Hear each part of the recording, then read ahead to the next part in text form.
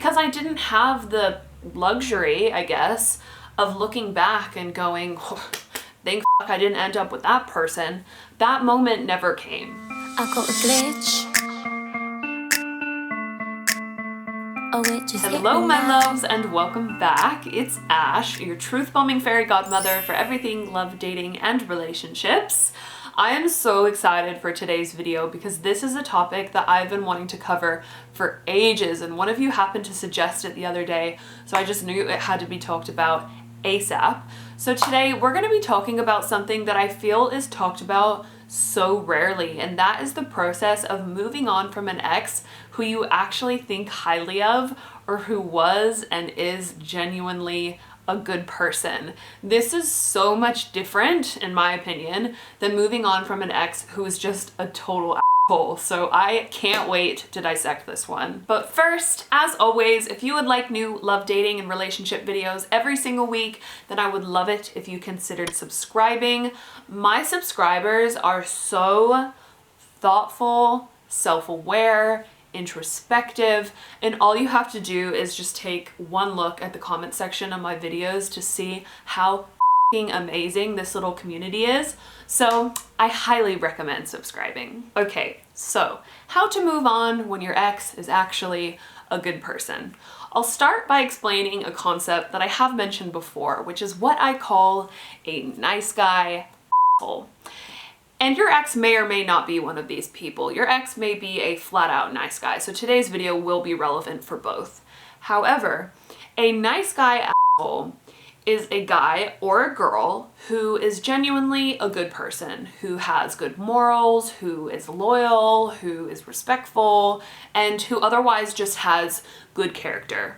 However, what makes them an asshole is who they are as a partner, because they are very often completely emotionally unavailable. And nice guy assholes are so damn tricky because when they do something hurtful, such as bail on us at the last minute, are unresponsive to us, or just otherwise behave in ways that keep us at arm's length, or just show a real lack of effort, we overlook it and we excuse it because they're such great people.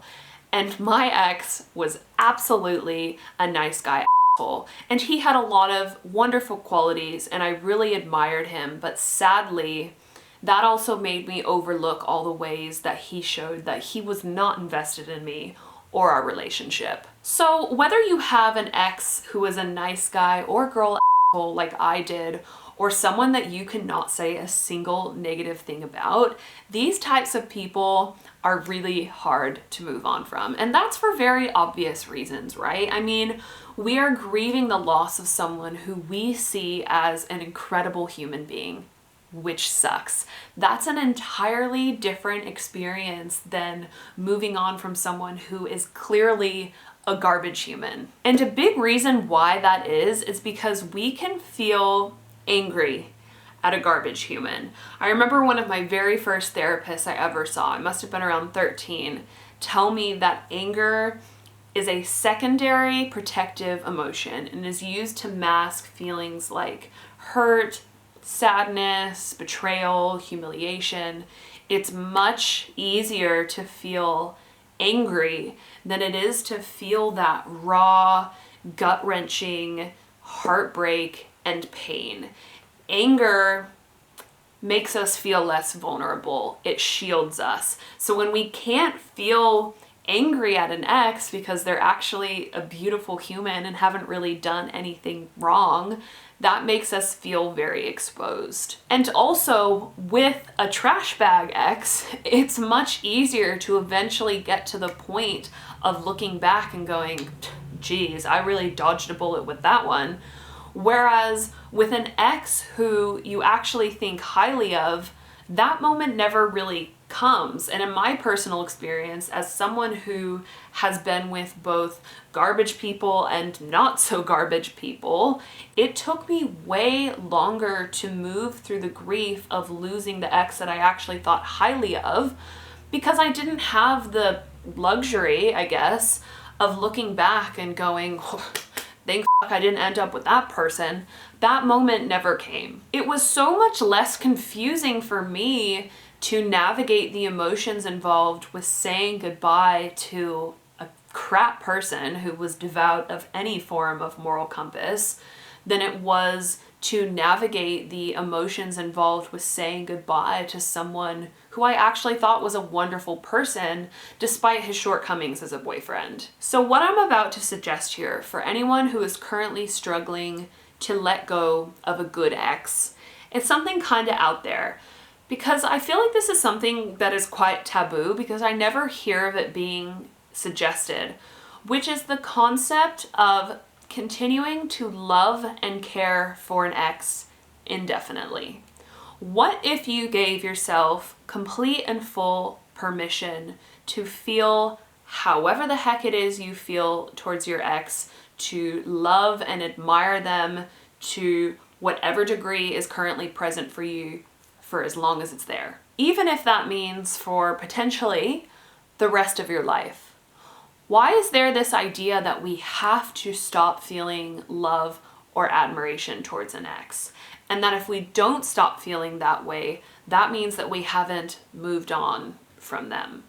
Why is it that we have to either feel negatively or completely emotionally indifferent or unresponsive towards them? Who made that shit up? Who said that we have to stop feeling any positive or loving emotions towards an ex? Because that's nonsense. Not everyone is going to have exes who sucked. Some of us, plenty of us, were fortunate enough to have a relationship with a lovely human being, but for one reason or another, it simply didn't work out. Does that mean that we have to stop feeling any type of emotion towards that person anymore? No, emotions don't work like that. Humans don't work like that. I remember reading about this concept in an article years and years ago where a man who had gone through a divorce with his first wife and the mother of his children had said that a key element in him being able to move on from her and eventually experience love with someone else was by allowing himself to love her. He had given himself full permission for a part of himself to forever love the mother of his children, and in doing so is now able to have a deeply loving relationship with his second wife. And I remember reading that and just thinking, wow, what a profound yet simple concept, that you can love and appreciate someone for who they are and the time that you spent together and allow them to occupy a special place in your heart. And yet that also does not at all take away from or detract from your ability to love and be loved by someone new. The experience of thinking the absolute world of someone, but also recognizing that they are not the person for you, can coexist at the same time.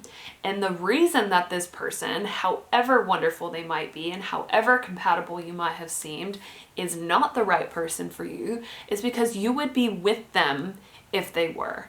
And I'm not saying that people don't ever break up and successfully get back together, and I have absolutely no idea of knowing if that will happen for you or not.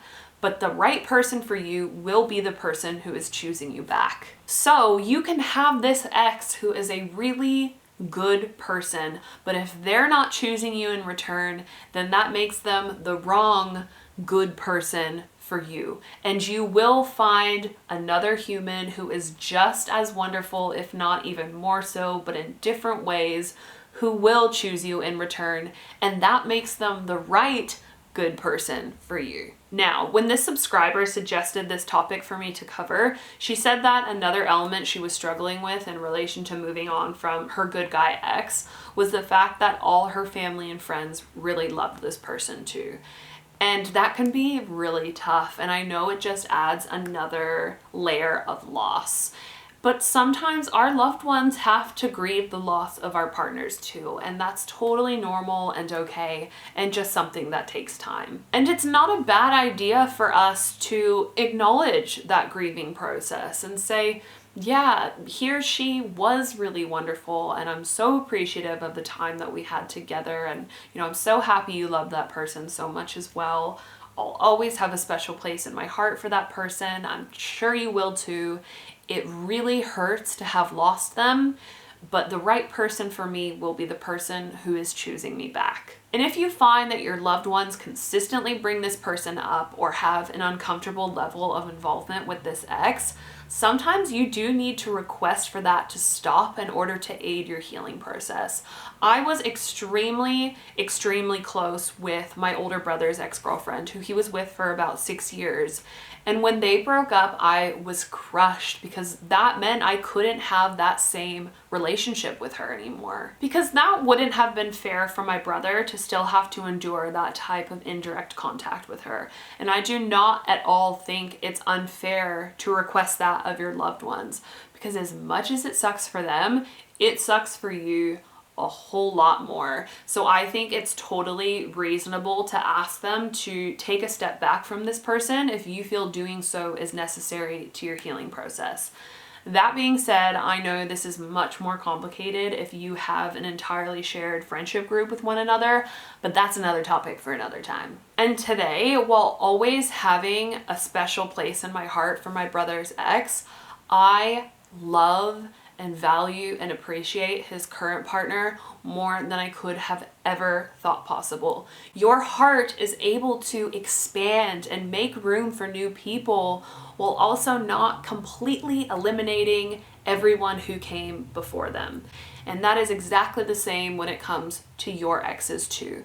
By allowing your heart to simply expand and giving yourself complete permission to feel however it is you feel towards your ex, that permission in itself sets you free. And with allowing yourself this freedom, your love towards your ex will transform over time. I'm not saying that you will feel passionate, romantic love towards your ex forever. No, not at all.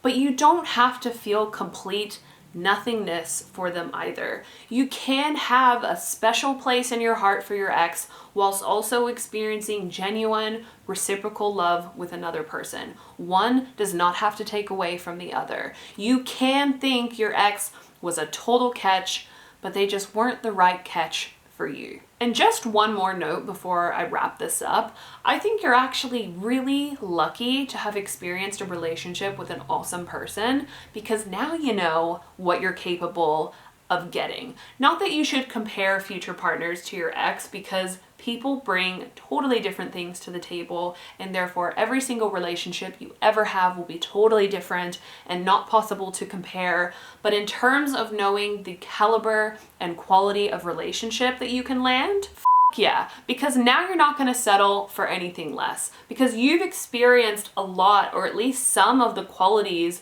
that you know that you would like in a partner. And not a lot of people have experienced that. So I think that gives you a major edge when it comes to knowing what you want and demanding what you deserve later on. Okay, everyone, I won't keep you any longer, but I hope this video was able to give you a different perspective when it comes to moving on from an ex who actually doesn't suck.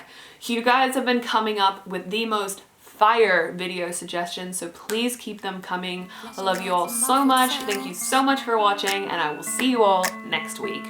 Tell me what was in that stuff you gave me. I think I like it. In fact, it made me high.